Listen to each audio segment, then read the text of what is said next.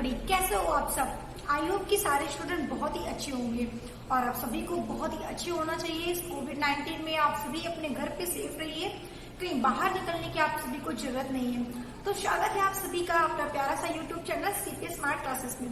आज की क्लास में हम लोग बात करेंगे बायोलॉजिकल क्लासिफिकेशन एंड नोमेनक्लेचर की। जैसा कि अभी तक आप लोगों की जो क्लासेस चल रही थी, ठीक है, उसमें हम लोगों ने वायरस पर डिस्कशन किया था। वायरस हमारा कंप्लीट हो गया था, हमने आप लोगों को एमसीक्यूज भी करा दिया। तो आज हम लोग बात करेंगे बायोलॉजिकल क्लासिफिकेशन एंड नोमेनक्लेचर की। देखिए, बायोलॉजिकल क्लासिफिकेशन एंड नोमेनक्लेचर में आप लोग क्या क्या पढ़ेंगे, जैसा कि हम लोग इसमें क्या क्या चीजें जानेंगे, इसमें किस टाइप से क्वेश्चन हमारे पुटअप होते हैं, कैसे क्वेश्चन हमारे टीजीटी या पीजीटी एग्जाम में आते हैं, ठीक है। तो क्लासिफिकेशन में आप जैसे कि आप देख रहे हैं कि क्लासिफिकेशन को, है ना, कई किंगडम है और कई किंगडम में बहुत सारे एनिमल्स आते हैं, तो उनके अलग अलग किंगडम है, अलग अलग उसकी स्पीसीज, है ना, और किस फील्ड का है वो, कैसे किस किंगडम का है वो, ठीक है, और उसका साइंटिफिक नेम क्या है, ठीक है। बहुत सारी चीजें हमें इसमें जानने को मिलेगी। तो जुड़े रहिए ऐसे ही हमारे सीपीएस स्मार्ट क्लासेस में। तो चलिए आज हम बात करते हैं कि बायोलॉजिकल क्लासिफिकेशन एंड नोमेनक्लेचर के बारे में। तो सबसे पहले हम लोग बात किसके बारे में कर रहे हैं, क्लासिफिकेशन के बारे में। इसमें हम लोग पढ़ेंगे टैक्सोनॉमी, ठीक है। टैक्सोनॉमी में जैसे कि वर्गीकरण, है ना, कि वर्गीकरण को कितने भागों में बांटा गया, वर्गीकरण है क्या, what is classification, what is वर्गीकरण, ये क्लासिफिकेशन क्या होता है। सबसे पहला क्वेश्चन आपका ये होना चाहिए कि क्लासिफिकेशन होता क्या है, वर्गीकरण होता क्या है, किसे कहते हैं क्लासिफिकेशन, है ना। तो क्लासिफिकेशन को हम लोगों ने दो किंगडम में डिवाइड किया है, ठीक है। एक एनिमालिया और एक प्लांटिनम, है ना। एनिमालिया और प्लांटिनम में हमने इसे डिवाइड किया है। तो अभी एक एक करके हम लोग इसके बारे में थोड़ा सा डिस्कशन करेंगे। उसके बाद जैसा कि क्लासिफिकेशन है क्या, इसकी डेफिनेशन आप क्या बताओगे, है ना। तो बहुत सारी चीजें हमें इस क्लास में पढ़ने को मिलेगी और इससे क्वेश्चन अक्सर एग्जाम में पूछे जाते हैं। तो सबसे पहले हम लोग जानेंगे कि हमारा मेन टॉपिक है टैक्सोनॉमी, वर्गीकरण। ध्यान दीजिएगा, हम लोग का मेन टॉपिक है टैक्सोनॉमी, वर्गीकरण, ठीक है। वर्गीकरण क्या होता है, क्लासिफिकेशन क्या होता है। तो आज की क्लास में हम लोग टैक्सोनॉमी स्टार्ट करने वाले हैं, ठीक है। तो जैसा कि अब देख रहे हैं हम लोग कि हमने आपको बताया कि क्लासिफिकेशन क्या होता है, हम लोग इसके बारे में पढ़ेंगे कि क्लासिफिकेशन होता क्या है, व्हाट इज क्लासिफिकेशन। तो एक छोटे से डिफिनेशन आपको बताना है क्लासिफिकेशन की, और ये डिफिनेशन आप लोग क्या बताएंगे क्लासिफिकेशन की, the grouping of living organism into different category on the basis of their character, है ना। मतलब कि क्लासिफिकेशन का एक ग्रुप है, एक लिविंग ऑर्गेनिज्म का ग्रुप है, इसमें डिफरेंट कैटेगरी के, ठीक है, कैरेक्टर, डिफरेंट कैटेगरी के डिफरेंट कैरेक्टर्स के, ठीक है, एनिमल्स होते हैं। और उन्हीं को हम लोग डिफरेंट, जैसे कि मान लेते हैं हमने बहुत सारे एनिमल्स हैं, है ना, हमारे ब्रह्मांड में, हमारे पृथ्वी पर बहुत सारे एनिमल्स हैं, तो उनके अलग अलग कैरेक्टर होते हैं, है ना, उनके अलग अलग कैटेगरी होती है। तो क्लासिफिकेशन में यही दर्शाता है कि इनकी कैटेगरी अलग है, इनका कैरेक्टर अलग है, तो किस कैरेक्टर में कौन सा एनिमल्स होंगे, किस कैटेगरी में कौन सा एनिमल्स आएंगे। तो यही सारी चीजें हम लोगों को क्लासिफिकेशन में बात करना है, क्लासिफिकेशन में पढ़ना है, ठीक है। और अगर आप क्लासिफिकेशन की डिफिनेशन आपको बताना है तो आप बता सकते हो कि the grouping of living organism into different category on the basis on their characters, ठीक है। दूसरी चीज हमें इसमें बहुत ज्यादा जानना नहीं है, हम केवल वहां वो पॉइंट को पकड़ेंगे जो जहां से हमारा क्वेश्चन पुटअप होगा और साथ ही साथ जो एग्जाम में पूछे जाएंगे, ठीक है। हम बहुत ही ज्यादा गहराई तक नहीं जाएंगे क्योंकि हमें एग्जाम क्वालिफाई करना है। अभी हमारा मेन टारगेट है एग्जाम क्वालिफाई करना, ठीक है। चलिए, तो अब ये बात कंप्लीट हो गई कि the grouping of living organism into different category on the basis on their characters, ठीक है। ये क्लासिफिकेशन की एक डिफिनेशन हो गई। दूसरी चीज हम बात करेंगे कि क्लासिफिकेशन की डिफिनेशन के अलावा हम लोग किसके बारे में पढ़ने जा रहे हैं, टैक्सोनॉमी के बारे में। टैक्सोनॉमी मतलब कि हिंदी में इसको, टैक्सोनॉमी को हिंदी में क्या बोलते हैं, तो वर्गीकरण, है ना। टैक्सोनॉमी को हिंदी में बोला जाता है वर्गीकरण।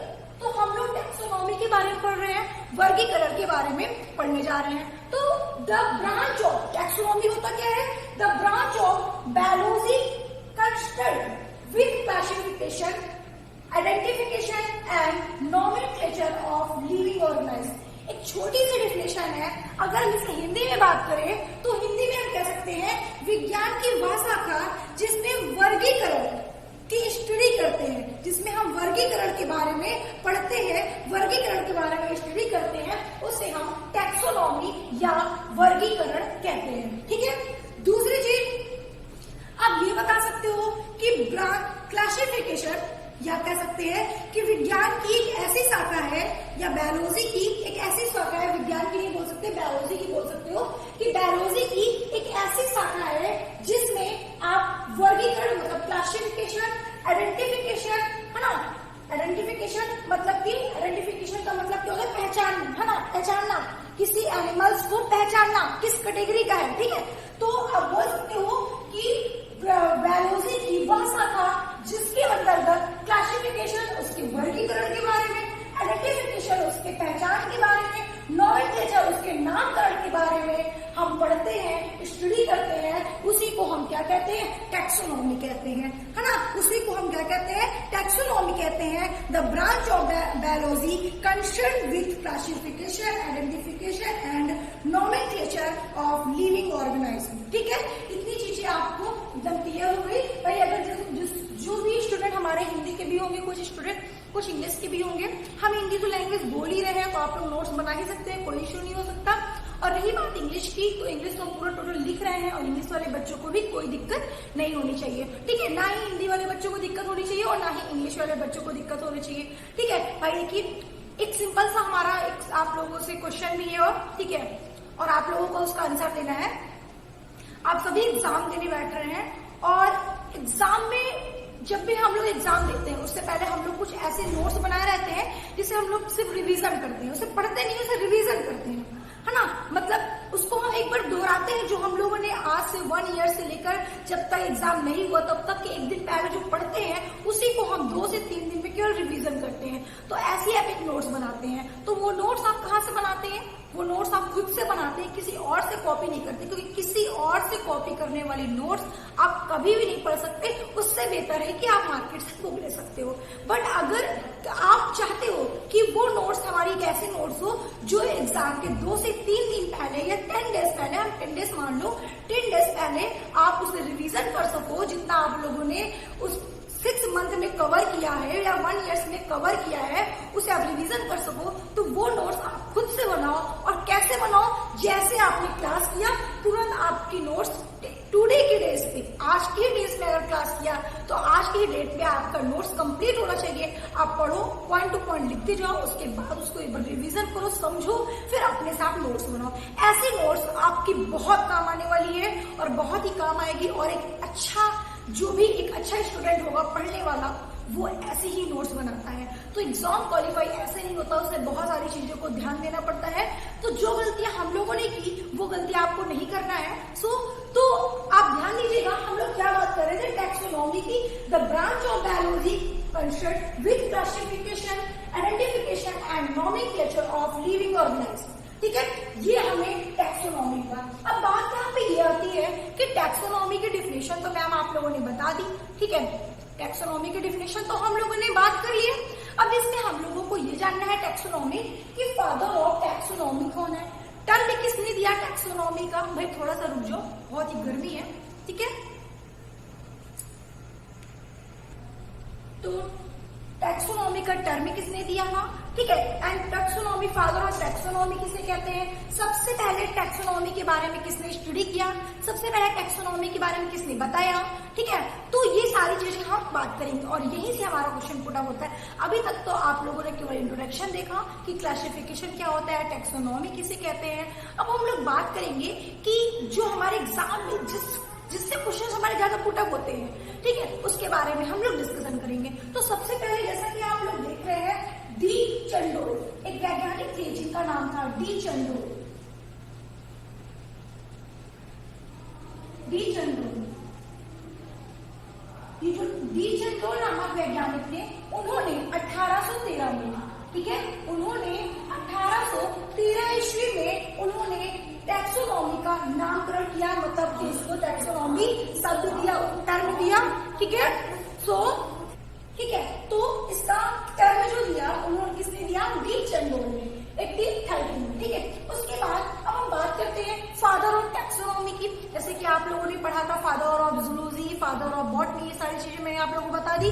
ये बहुत ही महत्वपूर्ण है। देखिए एग्जाम में कभी कभी छोटे छोटे क्वेश्चन पुट अप होते हैं और आप लोग वहीं पे फंस जाते हैं, लेकिन बिल्कुल भी वहां पे आपको फंसना नहीं है। अभी मैं आपको आगे भी बताऊंगी, ठीक है। फिर से एक बार रिविजन कर लेंगे। Father of zoology, father of biology, father of botany, ठीक है, एंड फादर ऑफ साइंस, ठीक है। ये सबके कौन फादर है, मैं सारी चीजें रिविजन करती रहूंगी। फिलहाल मैंने फर्स्ट क्लास में ही सबसे पहले इंट्रो दे दिया था ये सब, ठीक है। तो जैसे कि मैंने बताया कि फादर ऑफ टैक्सोनॉमी, तो फादर ऑफ जो टैक्सोनॉमी है लिनियस नामक वैज्ञानिक थे, ठीक है, लिनियस। तो जो लिनियस नामक वैज्ञानिक थे वो किसकी खोज की थी, टैक्सोनॉमी की खोज की। टैक्सोनॉमी के बारे में इन्होंने स्टडी किया था, ठीक है। और स्टडी करने के दौरान इन्होंने बताया कि हम वर्गीकरण में, ठीक है, उसके क्या क्या चीजों को जानते हैं, ठीक है। आइडेंटिफिकेशन, नोमेनक्लेचर, क्लासिफिकेशन के बारे में हम लोग पढ़ते हैं। तो उन्होंने ये चीजें बताया, ठीक है, क्या बताया कि इसमें जीवधारियों का वर्गीकरण का पहचान और उनका नामकरण, उनकी वर्गीकरण हम लोग इसमें करते हैं, ठीक है। तो मतलब उन्होंने क्या चीजें बताया कि एक जीवधारियों का, ठीक है, जीवधारियों का क्या करते हैं, नोमेनक्लेचर करते हैं, आइडेंटिफिकेशन करते हैं और क्लासिफिकेशन करते हैं। ये चीजें किसने बताया था, फादर ऑफ टैक्सोनॉमी मतलब लिनियस नामक वैज्ञानिक ने। तो लिनियस नामक वैज्ञानिक ने ये सारी चीजें बताया और बताने के पश्चात इन्हें फादर ऑफ टैक्सोनॉमी कहा गया, ठीक है। और दूसरी चीज ये कि फादर ऑफ टैक्सोनॉमी मतलब लिनियस, कार्ल लिनियस जो थे, ठीक है, इनका नाम पूरा कार्ल लिनियस है। तो कार्ल लिनियस नामक वैज्ञानिक थे, उन्होंने, ठीक है, उन्होंने बच्चों द्विनाम पद्धति को भी बताया था। द्विनाम पद्धति के भी इन्हें हम फादर बोलते हैं।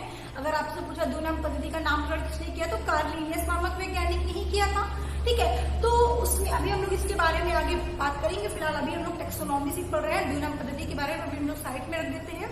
अभी हम लोग टैक्सोनॉमी के बारे में ही जानेंगे, ठीक है। तो द्विनाम पद्धति की खोज भी लिनियस नामक वैज्ञानिक ने किया था, उन्होंने ही द्विनाम पद्धति के बारे में बताया था, ठीक है।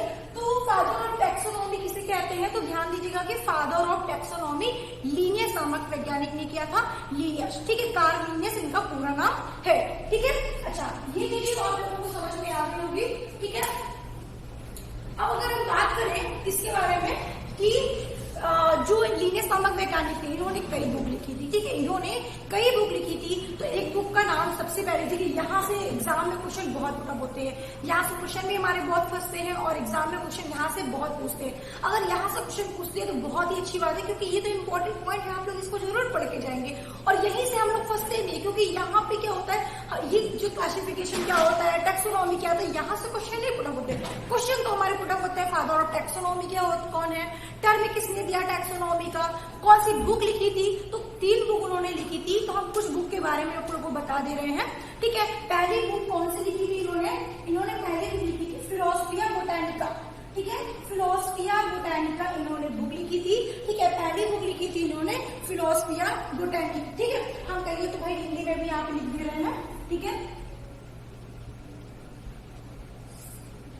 फिलोसफिया बोटैनिक,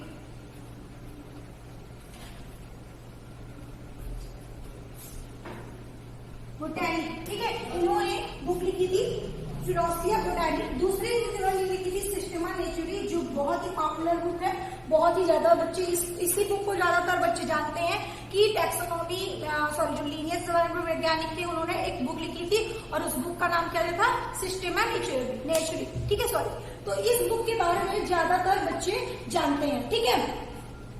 तो इतनी चीजें आपको समझ में आ गई। तीसरी बुक के बारे में अगर हम बात करें तो तीसरी बुक है स्पीसीज, ठीक है, प्लांटेनम, स्पीसीज प्लांटेनम, इन्होंने एक बुक और लिखी थी, ठीक है। इस तरीके से इन्होंने टोटल 3 बुक लिखी थी, फिलोसफिया बोटैनिक और सिस्टेमा नेचुरी और स्पीसीज प्लांटेनम। तो ध्यान दीजिएगा कि लिनियस नामक जो वैज्ञानिक ने थे, इन्होंने 3 बुक लिखी थी, कौन कौन सी, फिलोसफिया बोटैनिक, सिस्टेमा नेचुरी और स्पीसीज प्लांटेनम। यहाँ से क्वेश्चन हमारे बहुत ज्यादा पूछे जाते हैं। अब देखिए यहाँ पे एक चीज ध्यान दीजिएगा, क्वेश्चन जो हमारे पुटअप होते हैं, जैसे कि बात करें लिनियस नामक वैज्ञानिक ने कौन सी बुक लिखी थी। अब जरूरी नहीं है कि इन तीनों में से आपको तीनों ही नाम दे दिया जाए, एक ही दिया जाएगा, ठीक है, चाहे वो कोई भी बुक दे सकते हैं, चाहे वो सिस्टेमा नेचुरी दे दे, फिलोसफिया बोटैनिक दे दे, स्पीसीज प्लांटेनम दे दे, वो कोई भी बुक मतलब कि कोई भी दे सकते हैं। ठीक है, तो इस चीज को ध्यान दीजिएगा कि आपको एक बुक नहीं याद रखना, तीनों बुक का नाम याद रखना है। बच्चे ज्यादातर एक ही बुक का नाम याद रखते हैं जिसका नाम है सिस्टमा नेचुरी। ठीक है, लेकिन आप लोगों को यहाँ पे तीनों बुक ध्यान देना है। मैंने आपको कौन कौन सी बुक बताया, फिलोसिया बोटानी, सिस्टमा नेचुरी और स्पीसीज कंटिन्यूम। ठीक है, इस तरीके से इन्होंने 3 बुक लिखी थी।